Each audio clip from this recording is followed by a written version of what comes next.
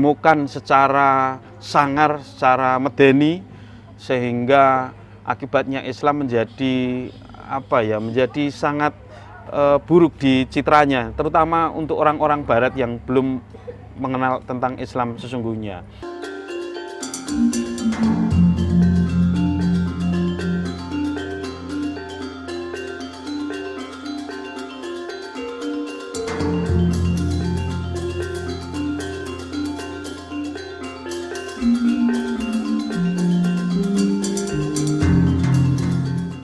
Tarikan untuk nguri-nguri tadi, nguri-nguri kebudayaan yang tidak lepas sama sekali dari nilai Islam.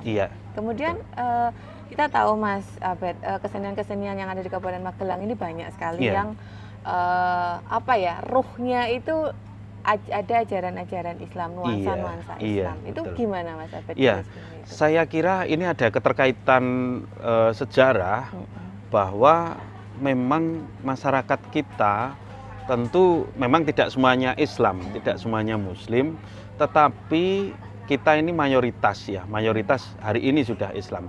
Kalau dilihat dari alur sejarah, dulu masyarakat kita itu, masyarakat Nusantara itu agamanya ada yang menyebut sebagai Kapitayan. Ya, Kapitayan ini ada yang menyebut kepercayaan lah, animisme, dinamisme. Tapi istilah yang tepat menurut Profesor Dr. Agus Winyoto ini Kapitayan. Ini artinya menyembah sebuah kekuatan yang hampa, yang kosong, yang berada misalnya di tok atau mata air, di pohon-pohon besar, di batu-batu dan sebagainya. Itu awalnya. Kemudian Hindu masuk. Ini sempat mewarnai perjalanan panjang masyarakat Nusantara. Kemudian Buddha, setelah itu sekitar abad ke-13 ya, ini Islam baru bisa berkembang. Ini di bawah kendali Wali Songo. Ini ada keterkaitan sejarah. Nah, Wali Songo yang beberapa dari mereka ini memang menyebarkan Islam melalui metode jalur dakwah melalui seni budaya. Sehingga ini yang kemudian mungkin menyebar dalam kehidupan masyarakat hingga saat ini. Nah, sisa-sisa artefak-artefak, sisa-sisa spirit itu mungkin karena kita terpaut sejarah yang sangat lama sekali, mungkin masih tersimpan dalam mereka, sehingga semangat ruhul Islamnya ini masih ada, dan itu dituangkan dalam ekspresi berkesenian, ya. Sesuai daerahnya masing-masing saya kira. Kalau di Aceh ya ada Japin dan lain sebagainya. Tentu istrinya itu semuanya agamis, sangat spiritual, sangat religius. Di kita di Borobudur ini yang paling kental, yang paling masih ada, paling mudah dijumpai yang semacam Kobro Siswo. Itu syairnya jelas Islami. Itu. Jadi ajakan-ajakan kebaikan, nilai-nilai luhur, bagaimana hidup menjadi orang Islam, penghormatan kepada Nabi, puji-pujian dan lain sebagainya. Kira-kira itu. Jadi ini merupakan keterkaitan sejarah yang tidak putus saya kira dari era lampau hingga hari ini. Hanya ini pengungkapan ekspresinya sesuai dengan zamannya lah, kira-kira begitu. Saya kira tembang-tembang karawitan yang untuk iringan wayang yang klasik itu juga sebenarnya muatannya juga sama. Cuman pada zamannya. Nah, sekarang zaman hari ini seperti ini ya, orang menyesuaikan lah kalau kesenian, kira-kira begitu. Oke, menarik sekali. Kemudian Mas Abed,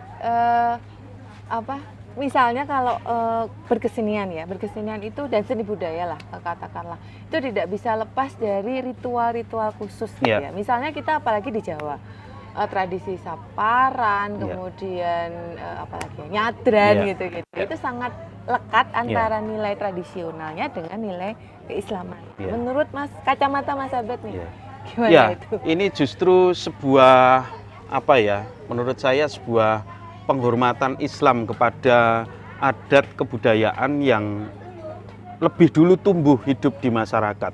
Misalnya saya mencontohkan dalam soal saparan. Di Magelang ini di lereng pegunungan, Merapi, Pegunungan Merbabu, Sumbing. Misalnya saya ambil salah satu contoh di lereng Pegunungan Merbabu. Ini di salah satu desa ada yang namanya Desa Bandung Rejo yang kita selalu hadir di sana dalam setiap acara perayaan Saparan, acara ritual Saparan ya. Dan di sana ada ritual, ada perayaan. Ritual ini yang tadi jenengan bilang bahwa ritual ini tentu ada sesuatu upacara adat lah. Nah, ini oleh ulama setempat tidak dihilangkan, tetap dipakai.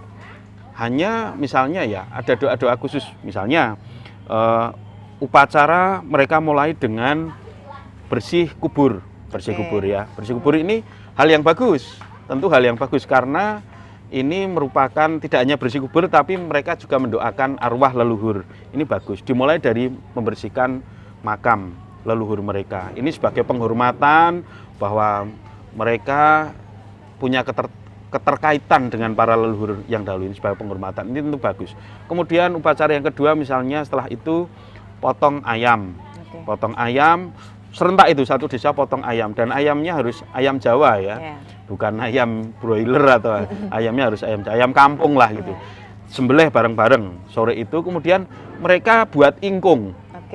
Jadi paginya jam 6 pagi itu mereka sudah mempersiapkan makanan yang komplit, termasuk isinya ada ingkung, termasuk isinya ada tiplek, ada pisang raja setangkep. Nah, kalau kita maknai, ini bagus sekali misalnya ingkung. Ingkung sendiri bisa dimaknai sebagai kata, diambil dari kata manekung. Manekung itu menyembah. Jadi posisi ayam itu seperti orang sujud dalam sholat. Jadi bentuknya itu ayamnya itu begini nih kalau sudah. Yaitu yang namanya ingkung itu harusnya begitu. Jadi ini sebagai simbol kita punya sebagai sikap penyembahan kita tunduk kepada Tuhan yang Maha Kuasa. Kemudian pisang raja setangkep itu artinya dua. Ini kalau disamakan ini seperti tangan yang menengadah kedua begini. Jadi ini sebagai wujud doa dan harapan. Ini luar biasa filosofinya. Kalau enggak kita ini siapa yang menciptakan kalau bukan leluhur kita, ini luar biasa. Tidak hanya sebagai makanan saja, tapi ini ternyata maknanya sebagai perwujudan doa. Pisang raja, dan pisangnya harus raja. Pisang yang paling kelasnya paling tinggi, paling mahal. Jadi kalau kita berdoa, ya karena meminta kepada raja ya itu filosofinya begitu. Nah, misalnya terus ada ketan golong giling. Ketan ini dimaknai filosofinya supaya raket, karena ketan itu peliket, raket. Nah, supaya orang itu ya golong gilik itu rekat persaudaraannya, misalnya begitu. Nah ini dari makanan itu saja yang dihantarkan, ini saja sudah mengandung filosofi yang sangat tinggi. Nah itu oleh para ulama-ulama kita tidak hilangkan karena bagus. Hanya perlu dimaknai, tidak hanya sekedar makanan. Dulu mungkin waktu zaman tadi saya bilang pada zaman agama kita masih kapitayan, mungkin itu dipersembahkan kepada roh-roh yang ada di pohon dan sebagainya dengan jampi-jampi dan dengan mantra-mantra khusus. Nah, mungkin dulu seperti itu. Oleh Wali Songo ini tetap dipakai hantarannya, dimaknai, kemudian dikasih doa. Doanya tentu dengan basmalah, dengan doa ala Islam. Itu saja yang membedakan saya kira. Tapi tradisinya tidak tercerabut. Masih hanya muatannya ada maknanya, kemudian persembahannya jelas. Kalau tadi ini makanannya disembahkan kepada roh-roh, kita nggak tahu lah ya kekuatan-kekuatan di luar itu. Kalau sekarang makanan ini disedekahkan untuk tamu-tamu yang hadir. Jadi pada perayaan Saparan, pada ritual Saparan mereka mengundang sanak saudara, sanak famili dari mana-mana. Silahkan hadir untuk hadir ke rumah mereka masing-masing. Ini sebagai ajang silaturahim dan juga ini sebagai wujud sedekahnya mereka itu tadi sudah membuat makanan yang banyak macamnya itu. Nah, makanan itu kemudian didoakan oleh tokoh agama setempat, doakan bersama-sama sehingga makanan ini mengandung berkah semuanya. Kemudian itu dimakan bersama. Dimakan bersama-sama, dibagi-bagi. Ya, kemudian menandakan kebersamaan. Kebersamaan, ya, itu yang luar biasa saya kira. Sehingga Islam datang tidak untuk menghapus budaya-budaya yang sudah ada, tetapi lebih mengangkat budaya ini menjadi ada kelasnya, ada muatan spiritualnya. Dibenerkelah dalane kira-kira begitu. Mungkin juga bisa jadi itu jadi wujud syukur, ya. Ungkapan syukur masyarakat setempat itu atas berkah kan, karena ada aum tandur juga, aum panen juga beberapa hal semacam itu. Iya. Menarik sekali. Betul. Kemudian Mas Abed, ketika kesenian-kesenian itu ada, pasti kan tetap kita misalnya kobro atau hadroh atau kesenian-kesenian lain yang menggunakan apa Mas Abed menyebutnya lirik Islam, syair Islami gitu. Itu apakah juga sebagai persembahan juga cara kita berdoa juga kalau menurutnya? Ya, saya kira kalau kita ngomongkan kasana kesenian itu memang banyak ragamnya. Memang dari seni musik sendiri. Ini kalau dalam tradisi pesantren ini tentu muncul yang namanya tradisi sholawatan. Sholawatan itu ya sebenarnya sholawat.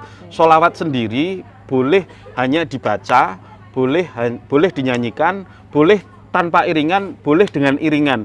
Sehingga ekspresi sholawatan ini berbeda-beda. Kalau kita lihat ada yang klasikan hanya terbangi, ada yang tanpa musik hanya menyanyi saja ya di kampung-kampung yang masih klasik itu hanya mereka sampai bisa tren begitu. Kita lihat masih banyak.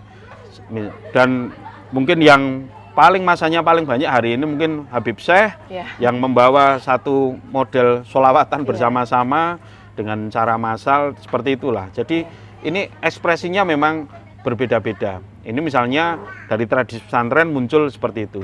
Di masyarakat juga muncul tradisi kesenian juga yang diinisiasi oleh masyarakat ekspresinya, tetapi ini selain sebagai wujud karya seni juga memang sebagian juga sebagai penghormatan dan kecintaan mereka, ekspresi bagaimana menuangkan kecintaan terhadap Islam, terhadap kebudayaan Islam kepada junjungan Nabi Agung Muhammad SAW misalnya begitu. Jadi mereka membuat kesenian-kesenian diwujudkan tidak hanya dalam musik, dalam tari ada, ya, tari banyak sekali yang sifatnya juga sebenarnya intinya berisi tentang penghormatan kepada Kanjeng Nabi misalnya, Rasulan dan lain sebagainya. Ini banyak sekali kalau di masyarakat. Jadi dari tradisi pesantren, dari tradisi masyarakat ini muncul berbagai macam ekspresi berkesenian yang intinya kesenian itu sebagai wujud penghormatan, kecintaan kepada Islam dan junjungan pada Kanjeng Nabi.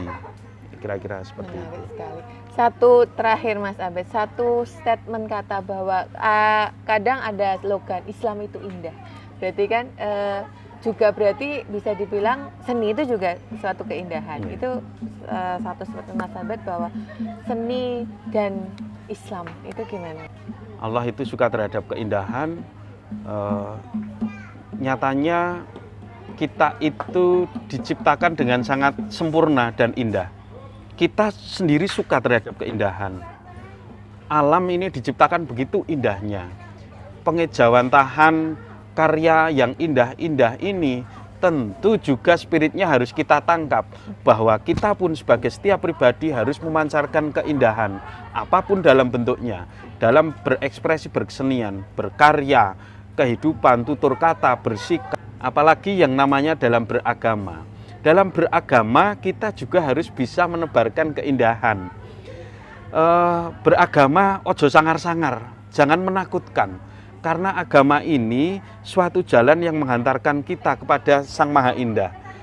Kita itu hari ini menjadi sangat prihatin ketika Islam banyak didemokan secara sangar, secara medeni, sehingga akibatnya Islam menjadi menjadi sangat buruk di citranya, terutama untuk orang-orang Barat yang belum mengenal tentang Islam sesungguhnya. Kasus terakhir misalnya di Prancis dan lain sebagainya ini termasuk memperburuk citra wajah Islam. Nah, kita ingin mengenalkan Islam yang rahmah, Islam yang penuh kasih sayang, Islam yang penuh keindahan. Salah satunya adalah melalui seni budaya. Sehingga kami mengajak kepada semuanya masyarakat, marilah kita menampilkan diri sendiri dengan penuh kesantunan, penuh keindahan, dan membuat karya dalam kehidupan ini dengan penuh keindahan. Sebab ini adalah wujud sebagai kita, karena kita citra Tuhan, kita adalah perwujudan dari makhluknya yang indah, maka kita juga harus menebarkan keindahan itu kepada sesama. catat sahabat Sendata semua. Terima kasih sekali Mas Abed. Sama-sama. Diskusi yang menarik sekali. Terima kasih sahabat Sendata semuanya. Kita sudah mendapatkan apa poin-poin dari Mas Abed tadi. Sampai jumpa di lain kesempatan. Bye bye.